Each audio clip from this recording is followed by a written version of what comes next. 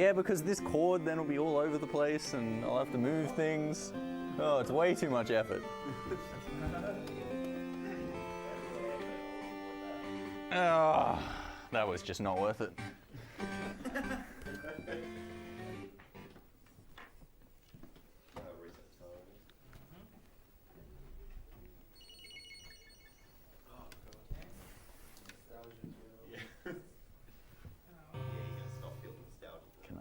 Yeah, I can reach it. Okay. Do you want me to tell you? No. Tell me if they're wrong, like, after I name a box, because I have to do them one at a time, yeah, obviously. Okay. So at the end of the box, tell me if one of them is wrong. Do you know what your incentive names are? Oh, no. Alright, I'll hit you off the board. Now, how many characters do you have for character? 7. Alright, we gotta choose between Kip, Snip, or one word. Or Kip, no, it's Kip Snip. K-I-P-S-N-I-P. What's the capitals? Okay. It's Kipples Nipples. Okay. Kip Snip. Oh, yeah, I'll write this down. Yes, write them down. This will be more helpful.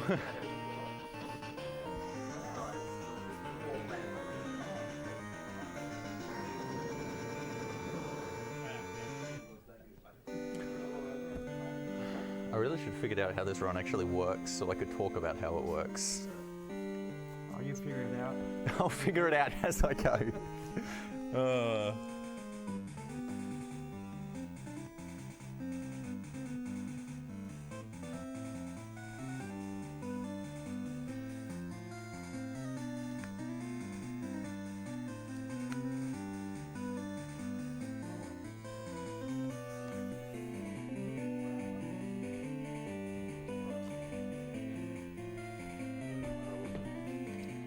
Thank you. Hip snip. Adelaide Uni. Oh, that's good. That's good.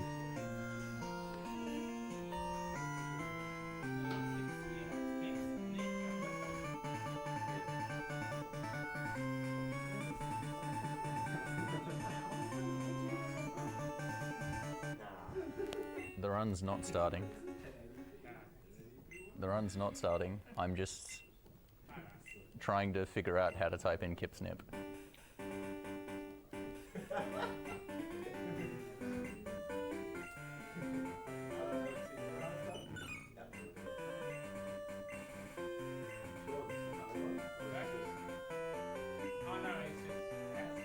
No, the run's not starting.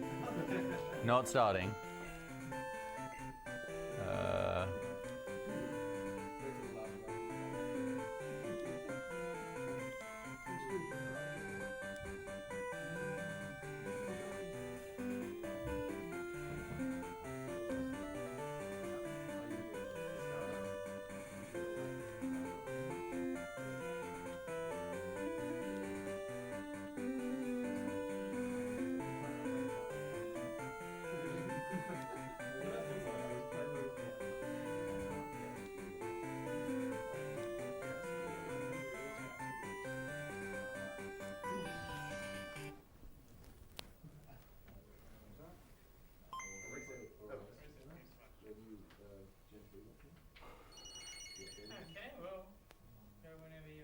Okay, all right. So I want to explain something before the run starts. So I'm actually going to need a specific trainer ID for this run to work. And so most runners would use like a metronome timer and have that running to try and count down exactly when to start the game so that they can try and get the exact trainer ID that they want. But I don't have that luxury. Instead, I'm just gonna feel when it's gonna come. I'm just gonna feel the trainer ID.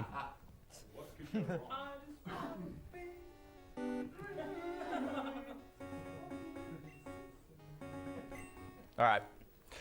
So the ID I'm trying to get is 55774. So as soon as the run starts, I'll check my trainer ID and we'll see what we've got.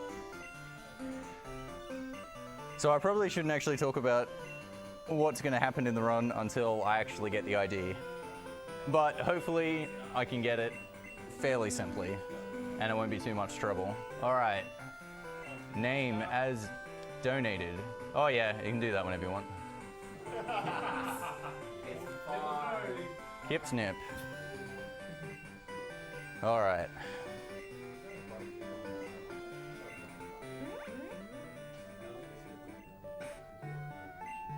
Five, 774. Too good. Oh,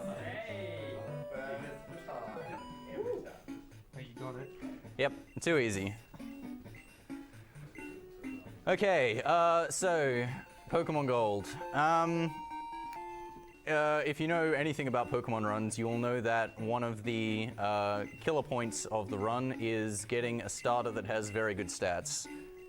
In this case, I'm going to take the first stats that I can get. I'm just going to run with anything, so we just better hope that they're good.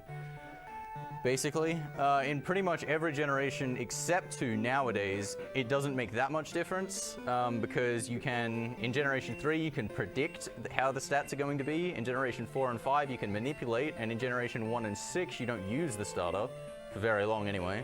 But in Generation 2, it is still very pivotal. I could save here, but honestly, we'll just get a good Totodile. Everything will be fine. The only thing I'm really concerned about is I really want this to be a male. As long as it's a male, which it is. You can see that over in the nickname. Oh, I was supposed to name that Spud. Oh, God. Yes. Okay.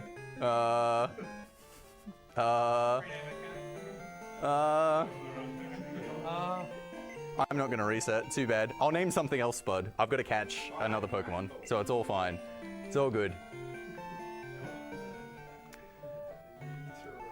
Okay, Totodile comes equipped with a berry, and a berry is actually a really important item for later on in the game. I probably should take it off right now, just in case. Yeah, and I just went into this. Alright, take it off now. Because I don't want my health to drop below half, and then the berry to get used. I want to keep the berry for later on. So yeah, obviously another key point of Pokemon runs having good times versus bad times is the amount of encounters you get, and I just got none on Route 29, which is incredibly good. It's also pretty bad because I actually want to be taking out some encounters for some extra experience here. Just gonna duck into the mart, buy some potions, because it's quicker to do this than to pick up a bunch of potions on the ground. Because I don't know how good my stats are, it's going to be a pretty decent play to get to level 6 before the rival fight, unless I just get no encounters, which is what's happening right now. Oh my god. Alright, there we go. There we go. It's all over. Reset now. It's a Metapod. If this is level 5, it's level 4. I really don't want to take this out. It'd give 41 experience, and I want at least 42. So... it's a really bad amount, and killing a Metapod does take a really long time because it's spamming Harden. If it was a level 5, I would have taken it because it would give me as much as I need. All right, level 4 Pidgey, so any other level 2 will do it from here. I would have rathered to get all the experience before I get to Mr. Pokemon's house here because he heals me for free. But I'll take whatever I'm given. I suppose I can't complain with getting a low encounter rate at the start of the game. Alright, so I mentioned before that I wanted a male, which might have sounded a bit odd. But, so the way stats, well, the randomness of stats in this game is determined is by the DVs. Which, if you're familiar with, I guess, like competitive Pokemon or breeding or anything, you would know the term IVs, which is a number between 0 and 31, which determines how good a stat is. 31 being good, obviously, and 0 being rubbish. In this game, DVs are essentially exactly the same thing, except they only go to 15 instead of 31. But because you can trade between Generation 2 and Generation 1, they had to come up with a way to determine what the gender of a Pokemon from Generation 1, which didn't have that function, in Generation 2 would be. And they decided the best way to do that was to use the attack DV of the Pokemon and use it in exact ratio to the Pokemon species. So, because Totodile all starters have a 1 in 8 chance of being female, if you get a female, it has the bottom 1 in 8 attack DVs, which means its attack DV would be 0 or 1. So all females are worse than males in this game. And attack is going to be the most important stat. Alright, level 3 Caterpie, I'll take this out, and it'll get me to level 6.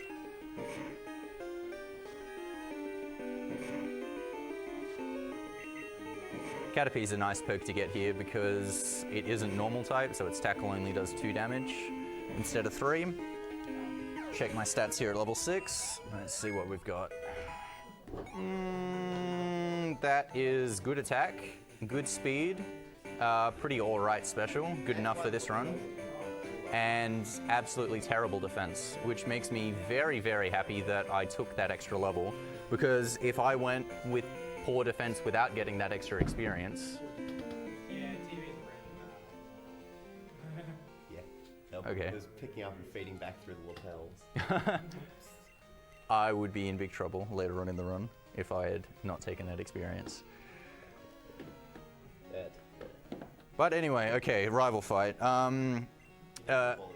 AI of this guy is pretty annoying. He generally leads with Growl, and obviously that makes the fight slower because I'll be doing less damage.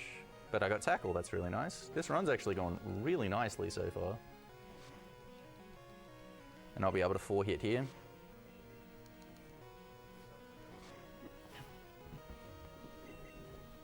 So, you might have been questioning why I picked Totodile if you've never seen runs of this game before. You should pretty easily be able to rule out Chikorita as an option. Totodile and Cyndaquil is close. The reason Totodile wins, though, is because of the move he learns here at level 7, Rage. Rage in this game works, it's pretty OP. Basically, it has like its own attack modifier. So if you use Rage, the way it's supposed to work is you get hit by an attack, it boosts the power of Rage, and use it again, it does more damage, etc, etc.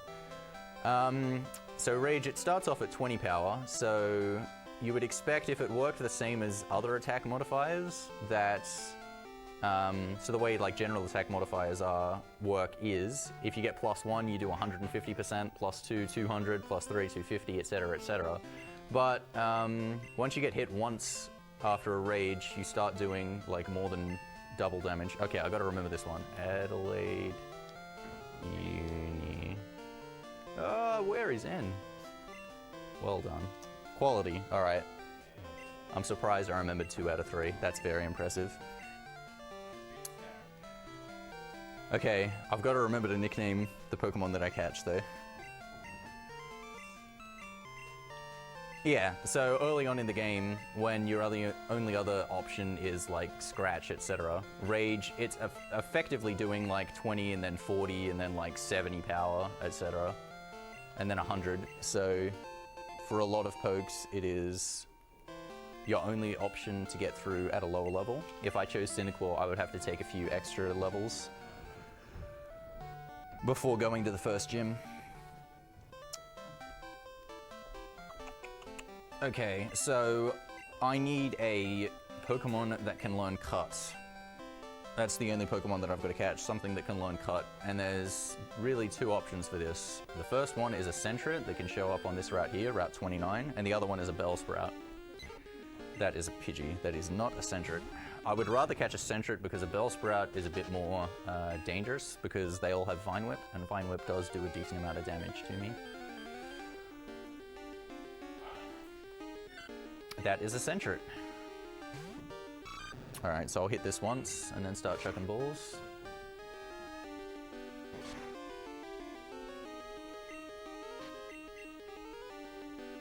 I don't want to hit this twice because if I use another Scratch and it crits, then it'll die. And also because Sentrets actually have a chance of holding a berry in the wild. And so that would just activate and I would look like a fool and nothing would happen.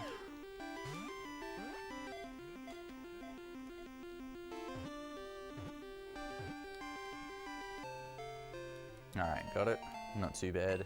Second try. Fun quirk about Gen 2.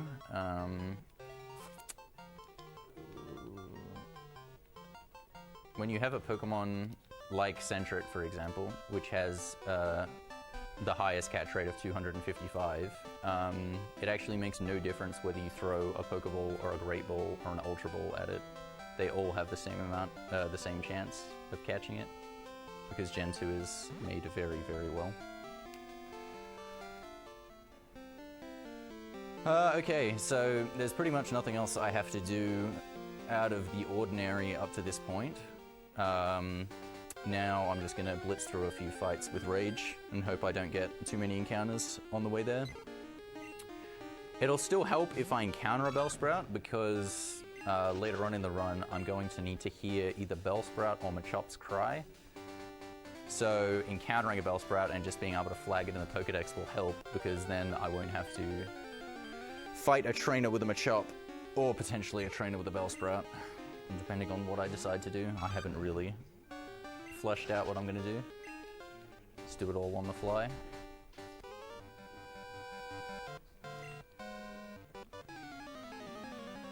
Okay, so yeah, for pretty much every trainer, after this point I'm going to be using Rage until I get Water Gun, which is not until level 13, because Rage is just too good.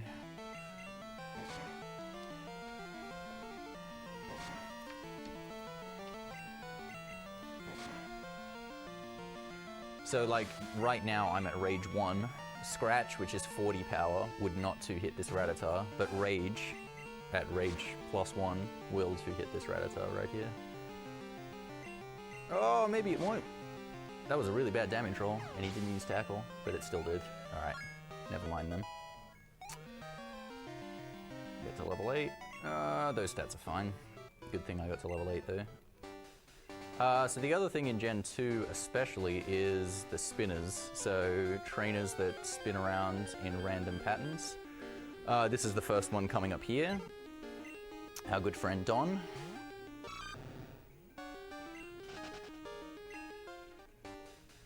And so you just kind of, I'm gonna pause a few times and just hope they don't turn in your direction when you try and go past them. Pausing the game doesn't actually make them, it makes them stop while the game's paused, so essentially all it's doing is it's making your reaction time perfect. And nothing else. Alright, so now I can encounter a Bellsprout, which would be really handy in the wild here. That's a Pidgey.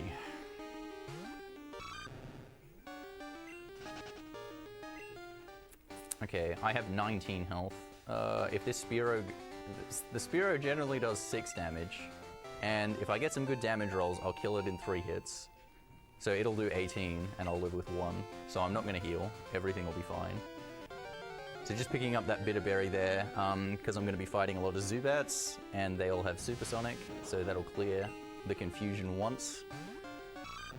Likely that I'll get confused 3 or 4 times, but clearing one of them is worth it. Okay, so I don't want to save where it isn't necessary, but what I am going to do is I'm going to just flag the center here like this. So if something unexpected happens and I die, I go back to that center instead of having to backtrack all the way through the grass, because that would just be absolutely awful. Okay, so Spearow. So this guy is, he's like the hardest fight of the gym, and he's one of the reasons why you go with Totodile. Level 9 Spearow with Peck, he does a lot of damage if you're not prepared, and he's actually the main reason why I took that extra experience from the first 2 wild encounters. Because being level 8 for him instead of level 7 is quite handy. Alright, please don't do 7. Good boy. He could have done 7 there. Good ranges, very good, very good. Solid. Yeah, that wasn't guaranteed to kill. That was a really risky play, but got away with it, so all good. Heal up here. I'm going to equip the Bitterberry here, even though there's nothing here that's going to confuse me, simply because I'm already in the menu doing a heal, so I may as well equip it here, because it is possible that I will get to the first Zubat before doing another menu, and so I don't want to go into my menu for no reason at all.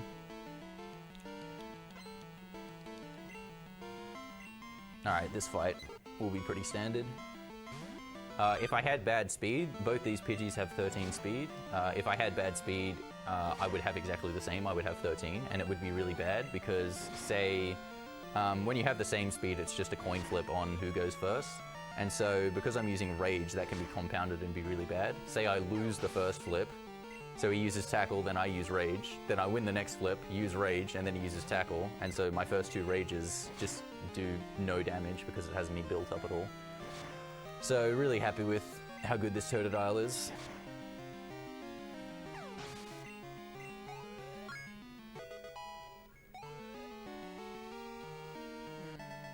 16 health. I'm gonna have to heal before Faulkner because he does 18 if everything goes standardly.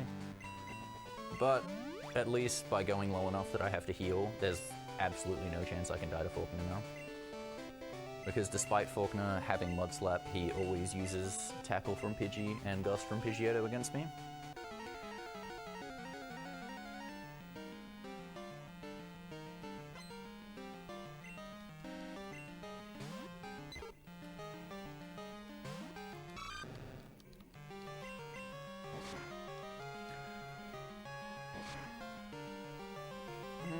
I might skip the heal in Violet. Yeah, I think I might, depending on what my health is, and just do a regular potion. Normally I would heal after this fight, because I'd be on like 2 HP, get my HP back and also get my Rage PP back. But because I have high experience, and I'm going to get some more experience, I'm not going to use Rage, because I'm going to get Water Gun a bit early. So I think I should be fine on that account. And oh, nice crit. I'm going to switch to using Scratch here to finish off Pidgeotto instead of Rage, because it'll skip the text box where it says Rage is building. Just minor optimization there. Yeah, Potion will take me to 4, I'll definitely skip the center.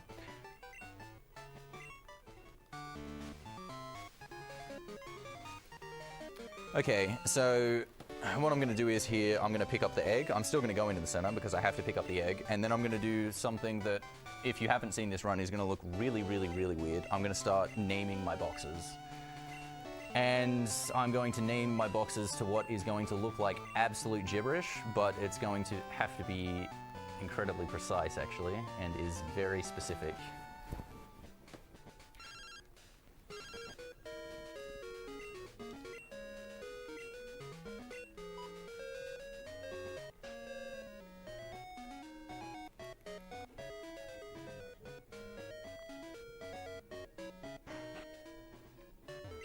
Okay, grab the egg.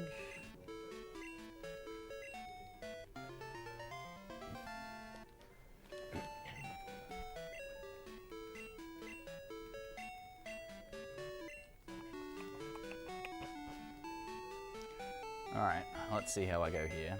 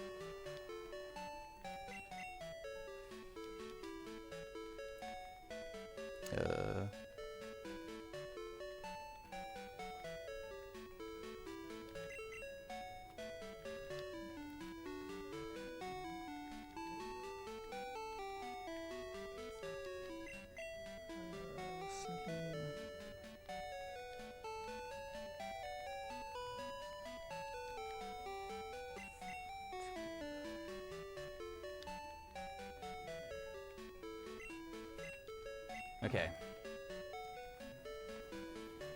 I think that was good. I think that was good.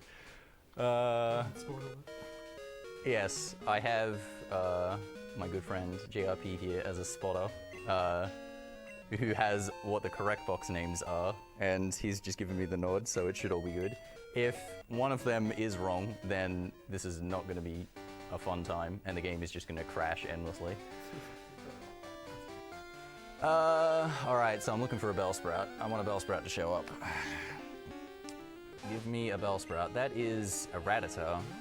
That is a Rattata.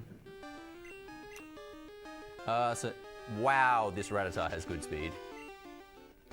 Wow. So in case you aren't aware, the way escaping from Pokemon in this game, all Pokemon games work, is if they have the same or higher speed is the only way that you won't be able to escape. Having a level 8 Rattata outspeed me is a little bit embarrassing. But not much I can do about that. At least it didn't attack me. I was supposed to heal, and I didn't. Oh well. I probably won't die in this fight. I've got the Bitterberry equipped, so this Zubat here. Unless he hits me with 2 Supersonics in a row, I should be fine. Alright, good. Got a miss. I'm safe. Dang, there goes the Bitterberry. That is not good.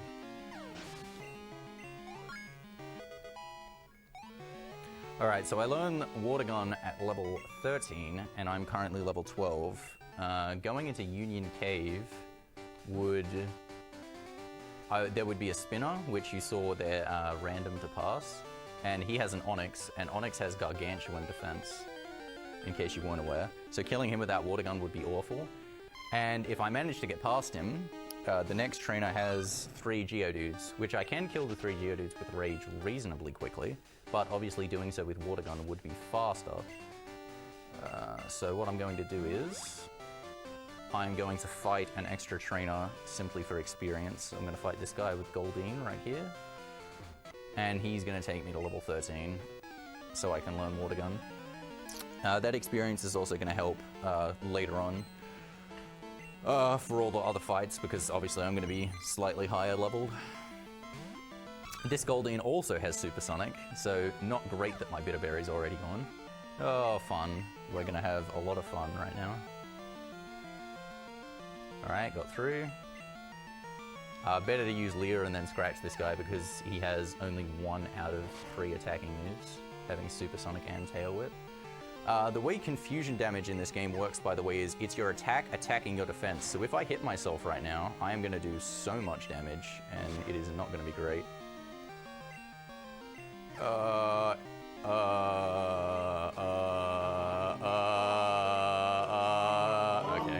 Still alive. No worries. All good.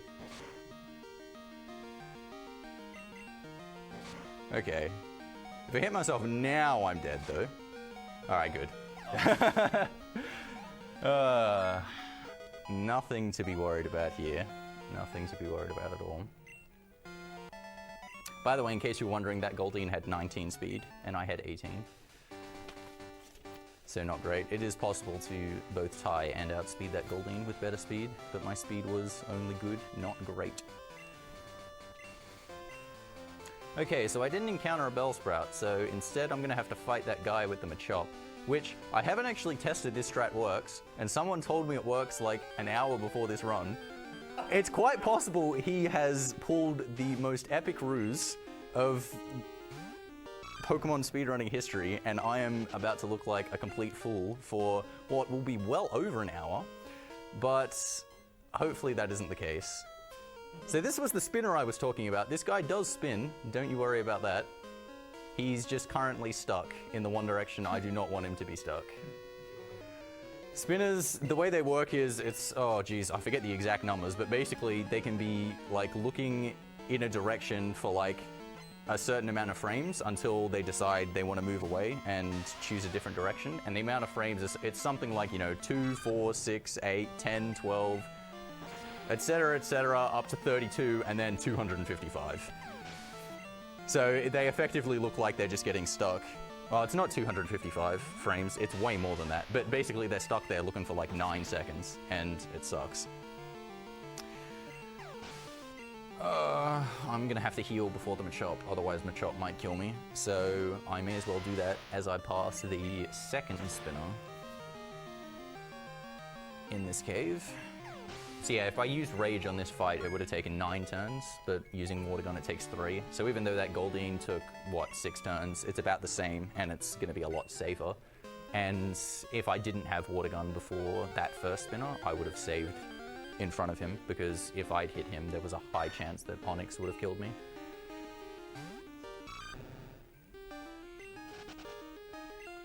Okay. And the spinner got me. Alright, I'm gonna be so over-leveled because I'm gonna be fighting so many extra trainers. Alright, so this guy's just got a couple of cuffings. No big deal.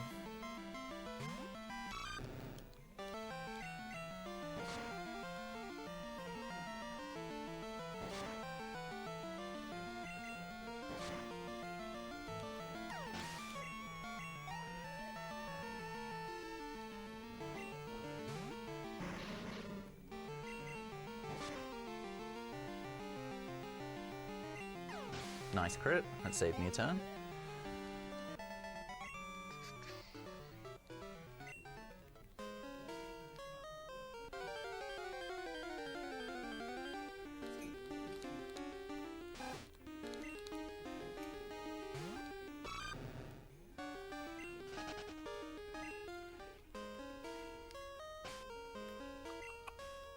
Okay, use that potion to heal up. Dang, I'm running really low on potions. As in, I'm actually completely fine. But I buy 5 when really you should only ever need like 2. And I'm already down to 1, which means I've used a lot. And taken a fair amount of damage. Based on the fact that, well, that Goldeen fight happened, and I took a lot of damage there, but also I have really poor defense, which is also why that confusion damage did so much. My defense stat is... my DB is either 0 or 1 in defense.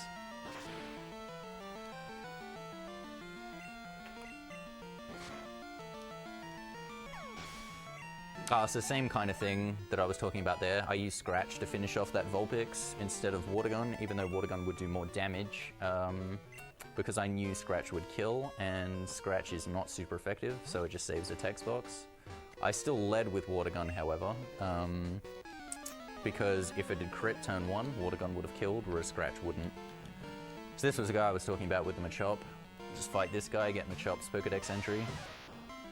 Oh my god, I might get level 18 before Bugsy and evolve before Bugsy. That would be really funny.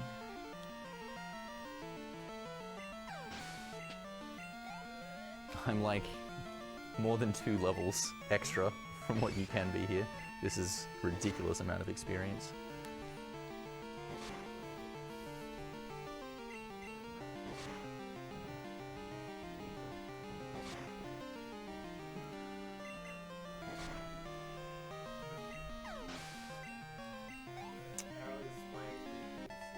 All right.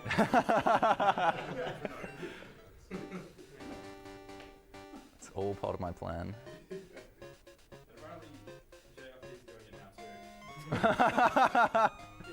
Oh, wow. What a unfriendly old man. Okay, I forgot to flag the center. I'll just do that on the way back.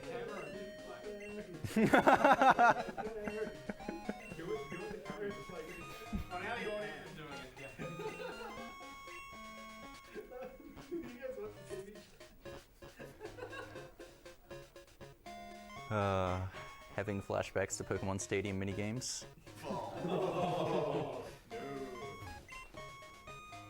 Okay. Buy a few super potions.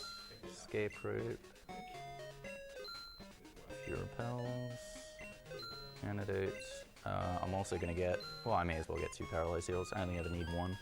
Because I've got some extra money, I normally wouldn't buy a Paralyze Heal, but because I've got so much extra money and experience, I'm actually going to fight a different trainer. I should repel before I go in here. I'm also going to Super Potion. I did flag the center, right? Yeah, I did. Yeah, I did.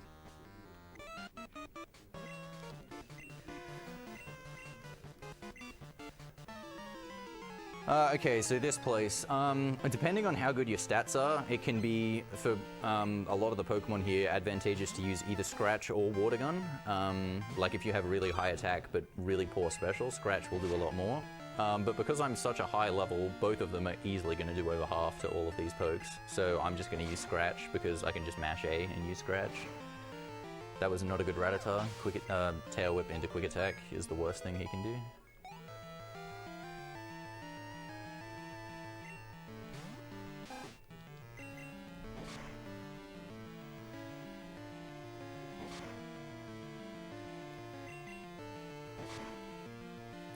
And 2 attacks from that Rattata as well.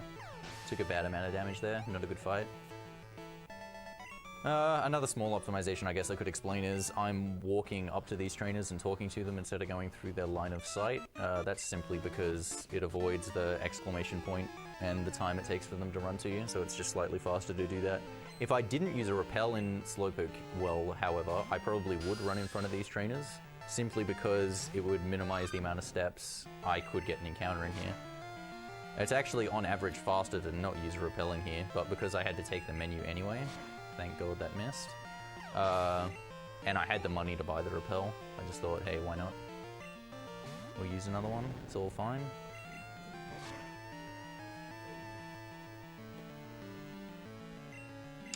Lear miss. Alright, this is a really good fight so far. Wow, another Lear. Alright, that fight went pretty much perfectly, outside of me getting criticals. Took no damage.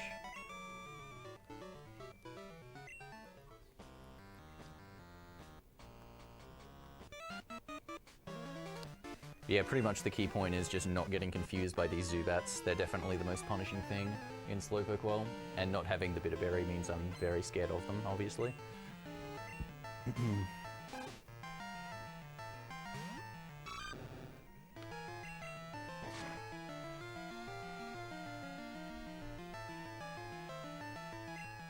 Tail Whip fail. No quick attack, good. I guess I should explain that as well. Tail Whip is not supposed to fail. In Generation 1 and 2, when enemies use status moves, they can just miss for whatever reason. They just have like a, I forget what it is, like 1 in 4 chance of just not working at all. So even moves like Thunder Wave, which if you're familiar with, you would know definitely has 100% accuracy, can fail if used by an opponent Pokemon in the early games. The exception to this rule is, remarkably, Confusion. Confuse Ray never misses, and Supersonic still has the correct accuracy, which is very, very fun. Alright, level 17 for coughing. I wonder if I can 3-hit with Water Gun here. I don't think so, because my special isn't great, but I guess we'll see. Damage is not directly outputted as well by stats. Your level has an actual much greater impact on the amount of damage that you do. Going from level 16 to 17, however, does not do much, which is why me being 17 does not really make that much of a difference to this coughing. Yeah, that's going to be a 4-hit. Basically, every time your level increases to a number that ends in 0, 3, 5, or 8, you get a damage boost to all of your attacks. So going from 17 to 18 is significant, but 16 to 17 is very insignificant. If he'd used Smog and poisoned me, I would have had to heal during that fight, so good thing I got all tackles there. And I get healed for free directly after this fight. Even though it looks like nothing happens, I just get healed. Just roll with it. So Generation 2 doesn't have double battles, but they do have twins as a trainer class, which you might think is a bit weird and completely pointless, but it's not entirely pointless. These twins actually send out a different Pokemon as their lead depending on who you talk to. So if I'd faced the one on the left, these twins have a Spinarak and a Ladybug. The Spinarak would come out first, but by going on the right, the Ladybug comes out first. And the reason I do that is because Spinarak has 2 speed drop moves, String Shot and Scary Face, and I do not want to be slower than this Ladybug. Very nice critical to 1 hit, because the Ladybug has Supersonic, and I would rather run the risk of just getting Supersonicked and only giving it 1 chance to confuse me than to let this Spinarak hit me with Scary Face, hit me with Poison Sting anyway. Okay. Good stuff. Now you can go right or left in this gym. If I did not have any extra experience, I would go right, but I am going to go left. This trainer has a Paris. The Paris is a bit more dangerous than the one on the right who has a Caterpie and a Weedle, but if it goes well, this fight is faster. The reason the Paris is more dangerous is because it has both Stun Spore and Poison Powder. Stun Spore being the more dangerous of the two, because normally I wouldn't have anything to cure paralysis, but I had enough money for a Paralyze heal, so I bought one anyway. And scratch. I'm not gonna get 3 hit. Close, but no cigar. And as I suggested might happen, I am level 18 before Bugsy, which means I'm going to evolve before Bugsy, which is definitely not supposed to happen. Lots of extra experiences put that into practice. Oh, but that's fine, it might save me a turn on Bugsy. Might take a bit less damage.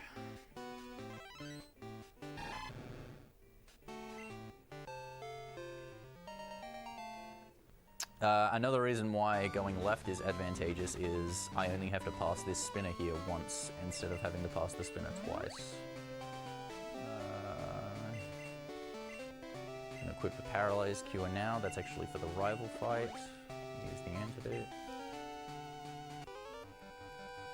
And got hit anyway. Wonderful, because I just needed way more experience. Alright. This is just nothing but time loss. This experience is just completely and utterly pointless at this stage. So there aren't really too many fights left in the run anyway. Nothing I can do about that though. It's not a huge deal. Just beat him up, bad boy Benny. Move on.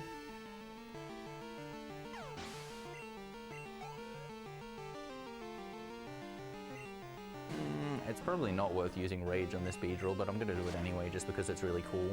Because this Beedrill uses Fury Attack, and Rage gets boosted every time I get hit by Fury Attack. So you can see how much that first Rage did. It did like, 15% of its health. This one, I assure you, is going to kill it. See you later, Beedrill. Oh my god, level 19 before Bugsy. This is the most embarrassing run of my entire life.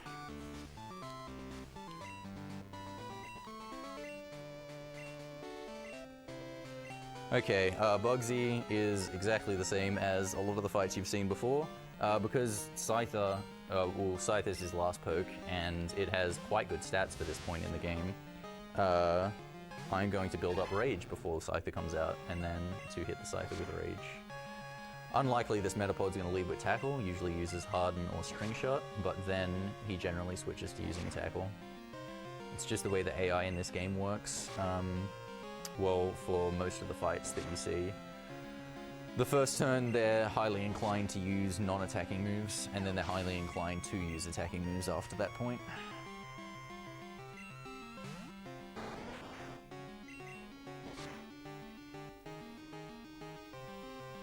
Okay, hopefully I get hardened, good.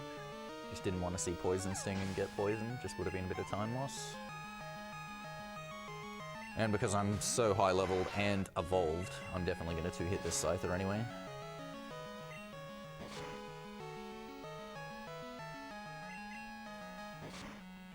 Okay, so I equipped the Paralyze Cure before. That's exclusively for the Rival's Ghastly, because the Rival's Ghastly has Lick, and if I got paralyzed by that Lick, I could end up in an endless cycle of continuously getting paralyzed by the Lick, trying to cure myself of paralysis, and that would not be fun at all. And then I could potentially run out of Paralyze heals, and then it'll all be over. But because I 2-hit the Ghastly by equipping the Paralyze Cure Berry, I can't be set into that loop, because it'll heal itself without having to waste a turn. And it's actually very fortunate here that Bugsy does give you Fury Cutter, because coming up here, Rival 2, the final boss and hardest fight of this run by a considerable distance, would be not impossible, but very, very, very difficult without Fury Cutter. I'm going to teach that to Croconaw. While I'm here, I will just heal up. Use a Repel, because I'm going to enter the forest after here. And then Fury Cutter. Yeah, Croconaw can learn Fury Cutter, but Totodile can't, so you obviously have to evolve before this point. Totodile would struggle with Bayleaf anyway. because Chikorita is such an awful starter, they decided to give Chikorita Razor Leaf early on in the run, which is much more powerful than the other special moves that the other starters would get.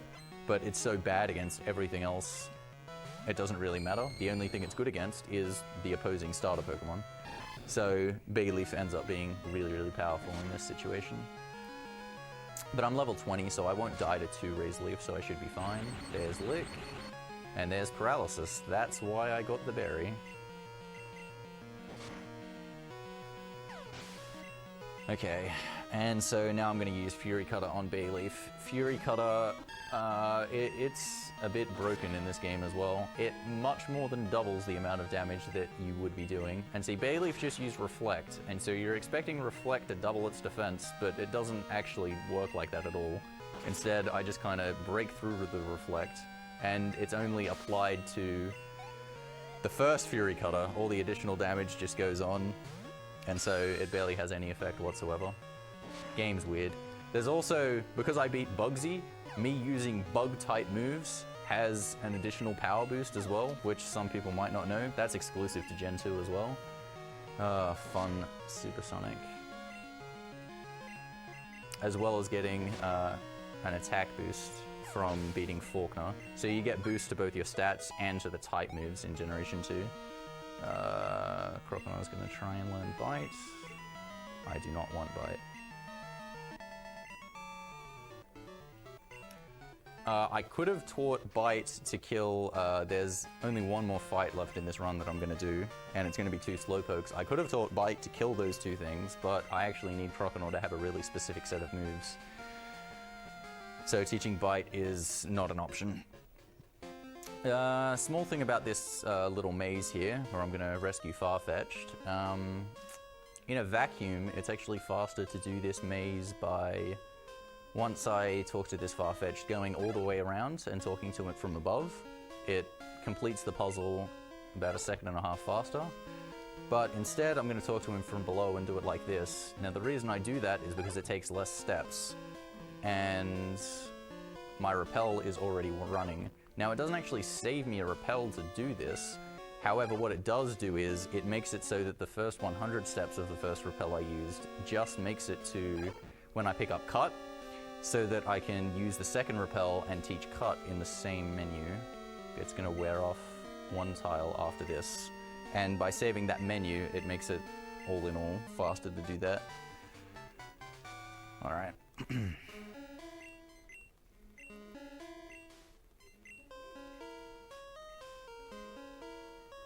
So I could teach Cut to Croconaw, but as I explained earlier, I want Croconaw to have a specific set of moves. It can work with Cut, but it can mess it up, and I don't want that to happen.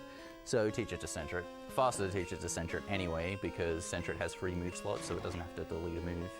But that's why I have to catch a Pokemon that can learn Cut. Catching a Pidgey would not have been an optimal idea.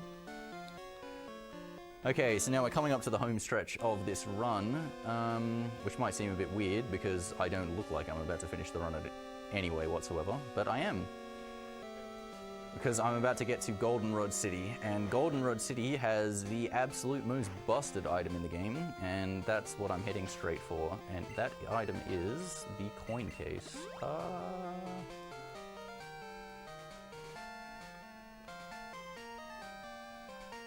And the coin case, you might be thinking, that doesn't make any sense that that would be busted, but it is. The reason the coin case is so busted is because basically there was a nice NPCs have been very unfriendly to me this run. There was a translation between the Japanese and English versions where basically where they had where the script for telling you how many coins you have in your coin case was supposed to end was put in a different position in the text. And so basically it doesn't finish reading what it's supposed to when you use the coin case. And so usually that doesn't really mean anything because if you don't set up the game to in a very specific manner, unlikely that it's going to find anything interesting. But what I'm going to do is I'm going to redirect the code that the game is reading into the box names that I set earlier, and that's going to do a few interesting things. A few very interesting things. But to do that, I had to, so I'm going to equip this berry here. That's part of the setup as well. Having a berry on Croconor is going to be a really consistent way to clear the carry, just to make sure the game doesn't crash. The game could still crash, by the way. I'm going to save here before picking up what is going to be a Spearo, just in case. There's like a 1 in 3 chance that if I have bad DVs on my egg, that this is not going to work and the game's going to crash. So if that's the case, I'm going to have to substitute this Spearo for that position. So I'm saving before I pick it up because it's not guaranteed that that's going to work either. So in case the game crashes, I'm going to reset, get the Spearo, and then keep trying the Spearo until it works. So okay, here we go.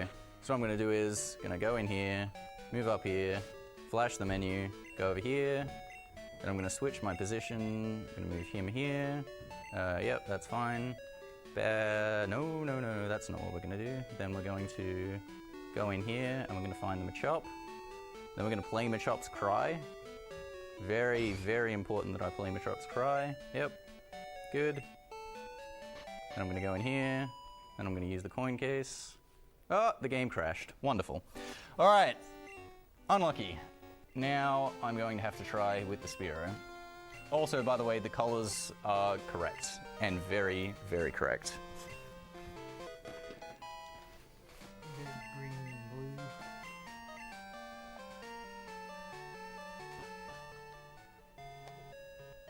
Okay, so the 3 things that this is supposed to do is, A, it's going to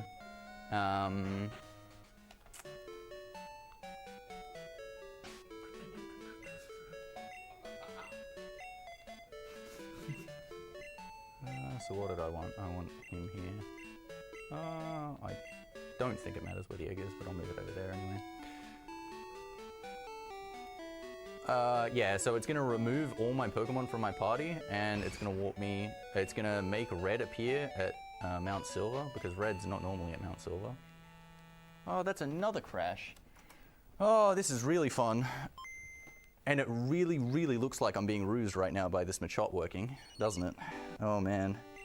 Oh man, we could be here for a long time before I realize that I've been rused. Yeah, so it's going to make red appear at Mount Steel. It's going to flag that to happen because he's usually only there after you beat the Elite Four, and it's going to warp me to Mount Steel. So eliminating all of your Pokemon in your party might seem like a really weird decision to make because how am I going to beat red? But the way this game works is it handles... basically, if you have no Pokemon in your party, the game's just kind of assuming that you've used a Game Shark to hack the game, and it doesn't want you to be fighting Pokemon when you're cheating, so it just makes the fight end instantly, but it also gives you a win, so that'll be interesting if I get there, ever. Okay, it didn't crash. Here we go. Here we go. And there's red, and I beat the game. Finish. Such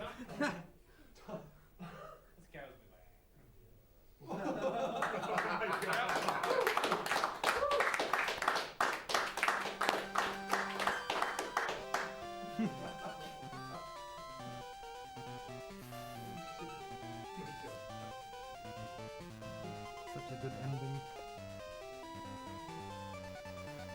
These credits are a bit more buggy than usual as well. They're just a bit slower than they're supposed to be.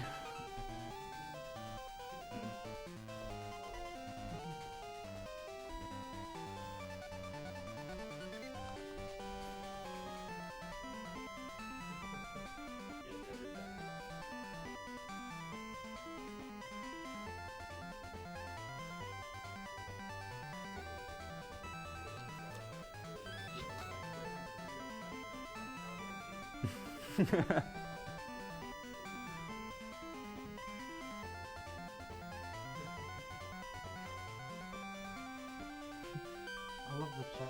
That red flag was so intense.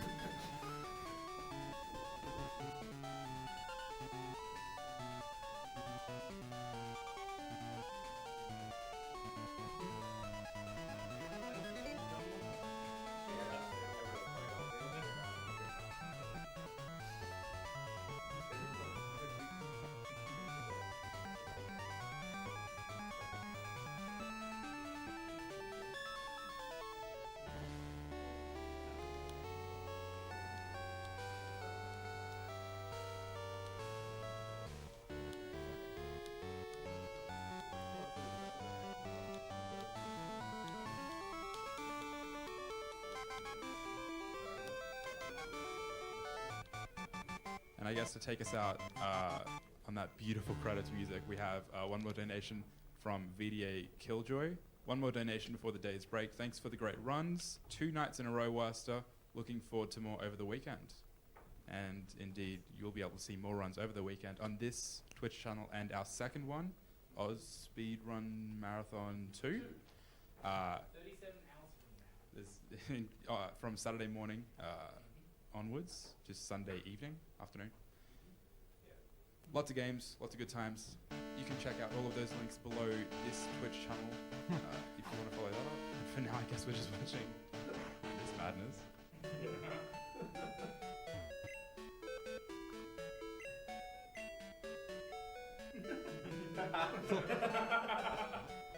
You're never supposed to be able to see that text, by the way, because you can't actually get to a PC by normal means without having a Pokemon.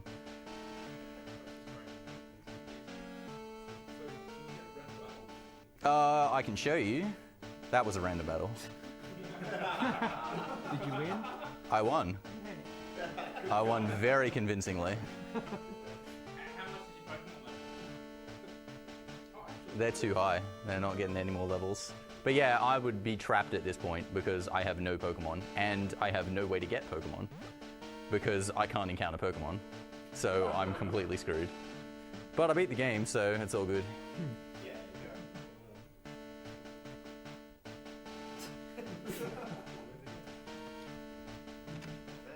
All right, that's it.